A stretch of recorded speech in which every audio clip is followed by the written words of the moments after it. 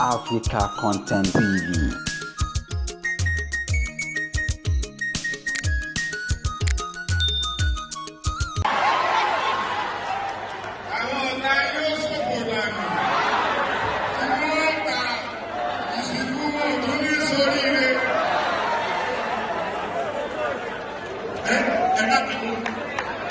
Sorry, it's your boyfriend.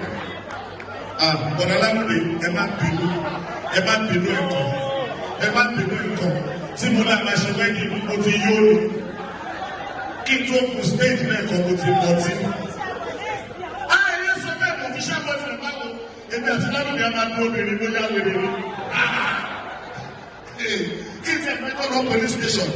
Excuse me, Alamide is threatening my life. Ọlọ́pàá kò náà rí pé why were you so careless with your life that you allow Lamide to be threatening you?